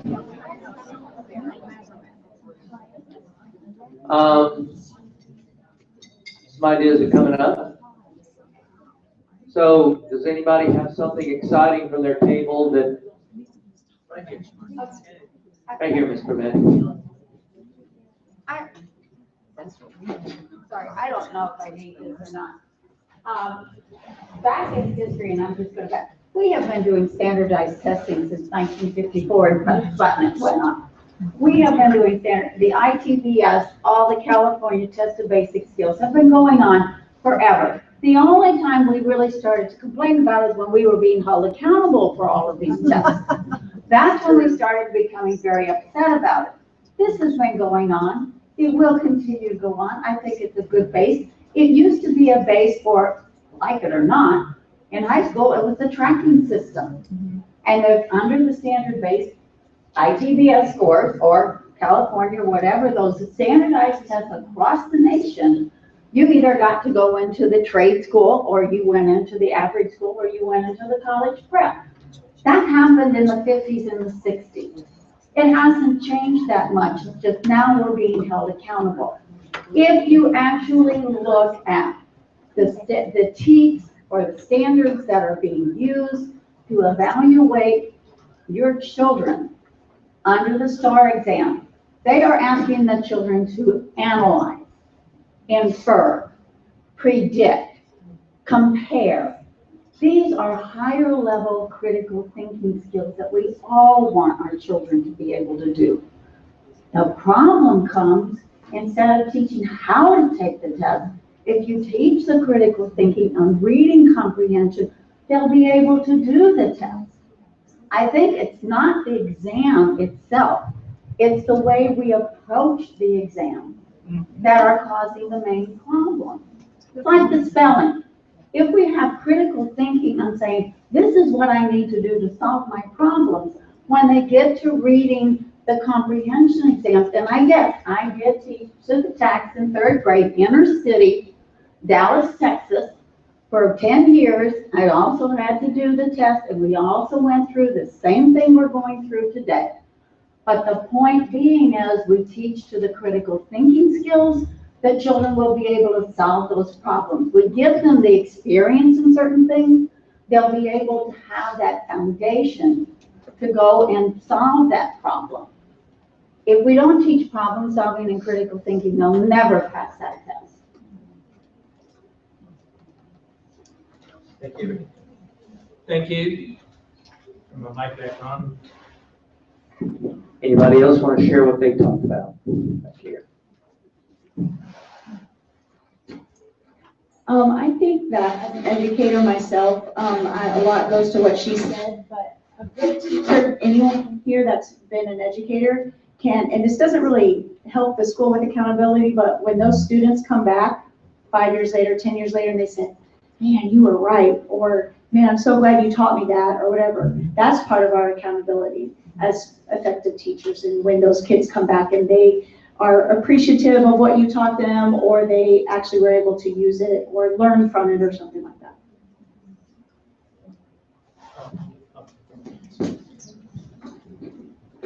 And for what we said for the school without accountability, that sort of thing, the graduation rate, those that go into the workforce right after high school and they're successful and they're able to make a fair wage, those that go on to college and finish college or go to a job that they want to do, and the students that graduate become productive citizens, And that is how we can see what we're doing, if it's correct or not. So you can kind of use that as a dashboard or something. Give to, yes. Okay. Anyone else? Well, I was thinking on this question a few years ago at the Texas Midwinter Convention in Austin, and the Commissioner of Education, Robert Scott, was about to speak, and several thousand school administrators and other people interested in education were there. And right before he spoke, there was a high school orchestra performing, and they did a brilliant job. They're beautiful. It's just amazing hearing how well young people could do in things like fine arts. And it was quite moving. Got a standing ovation, and then the commissioner came out. And the commissioner said, wow, wasn't that wonderful? He goes, it's just awesome. And he said, I just wish there was a way to measure that. And they had microphones out there for people to speak and ask the commissioner questions. And I thought, I want to get up and say something to the commissioner, but I didn't do it. We actually later became friends. He's a great guy. But the thought that went through my head was, you just heard the measurement. It was a performance of the symphony that they played. You know, in that particular case, there's obviously times when an assessment like the STAR multiple choice exam is a good one. And assessments have their place, but for something like the symphony, you don't want to stop those kids when they're done and give them a multiple choice test. So anyway, great ideas. And on that, it is a difficult problem, and you are right. Those standardized tests have been with us forever. We took them when I was in elementary school. Didn't do them in every grade, but we obviously took those tests. I want to just review real quick. That was our last question, and I just want to, you guys, well, I'll say this in just a second. Again, the principles of the process, and we've had incredible discussion in here today. I was just sitting there thinking, when listen to that last question of people standing up, and teachers share, community members share, former teachers share, college professors share, and how often has it happened where, as a group like this, that you've been able to talk about questions this important and listen to each other and stimulate your thinking? So I just wanted to review that model. This is also aligned to House Bill 5 that was passed 2 years ago, and that bill, besides the fact that reduced in-course exams from 15 to 5, also created more flexibility for schools, particularly secondary schools, and it encouraged, by the way, it encouraged school districts to develop other measures besides STAR and in-course exam.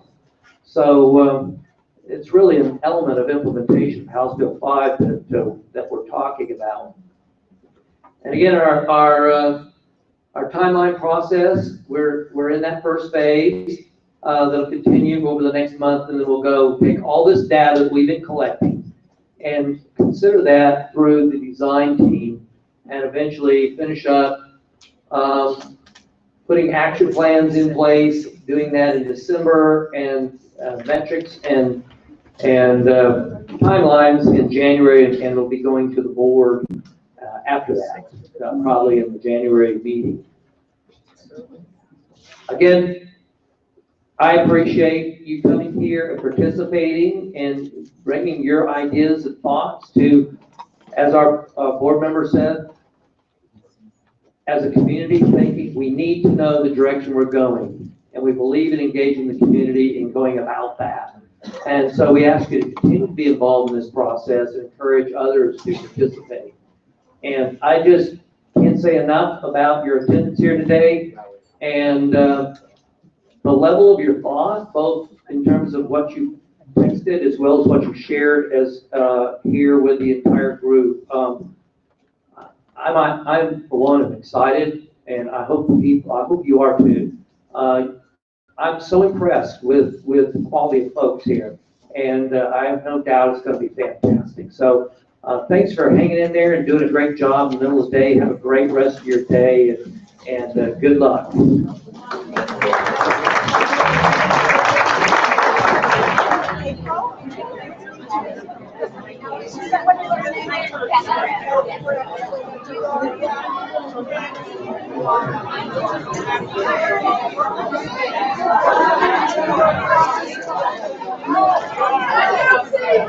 Nice to meet you.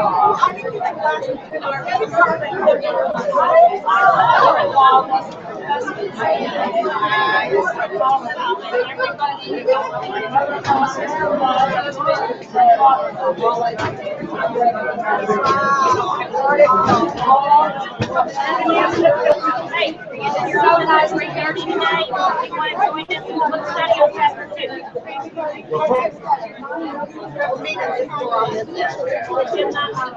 Otherwise, go away.